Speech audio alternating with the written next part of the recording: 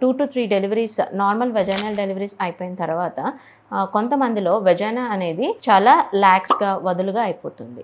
So చాలామందికి ఉండే doubt ఏంటంటే పెళ్ళికి ముందులాగా టైట్గా ఈ వెజైనా మళ్ళీ చెయ్యొచ్చా, అవుతుందా, ఒకవేళ అవుతుంది అంటే ఎలా? సో ఓకే, ఈ వీడియోలో మనం తెలుసుకుందాం. నార్మల్ డెలివరీ అయిపోయిన తర్వాత అందరికీ వెజైనా అనేది వదులుగా అవ్వదు. సో కొంతమందిలో బిగ్ బేబీస్ డెలివరీ చేయడం కానీ, లేదంటే డెలివరీ సమయంలో కొంచెం ఇబ్బంది అవ్వడం, ఎక్కువ ప్రొలాంగ్డ్ లేబర్, ఎక్కువసేపు డెలివరీకి టైం పట్టడం వంటివి జరిగినప్పుడు వెజైనా మీద టేర్స్ ఎక్కువైనా సరే ఈ వెజైనా అనేది చాలా లాక్స్ అయిపోయి వదులుగా అయిపోతుంది.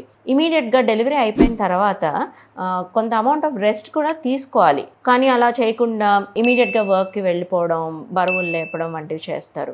మేము కీగల్స్ ఎక్సర్సైజెస్ అని కూడా చెప్తాం. ఆ కీగల్స్ ఎక్సర్సైజెస్ కూడా చేస్తూ ఉండాలి. కానీ అలాంటివి కూడా చేయకపోవడం వల్ల ఈ లాక్స్ వెజైనా అనేది ఉంటుంది, అంటే వెజైనా వదులుగా అయిపోతుంది. సో దీనివల్ల ఇబ్బంది ఏమవుతుంది అని అంటే మోస్ట్ కామన్గా మనకి క్లయింట్ ఆర్ పేషెంట్ ఏమని కంప్లైంట్ చేస్తారంటే మేము కలుస్తున్నప్పుడు ఆర్ ఇంటర్కోర్స్ చేస్తున్నప్పుడు ఆ సాటిస్ఫాక్షన్ రావట్లేదు అన్నది ఒక కంప్లైంట్. నెక్స్ట్ ఏంటంటే వాళ్ళకి ఆ కాన్ఫిడెన్స్ లెవెల్స్ అనేవి చాలా తక్కువగా ఉంటాయి.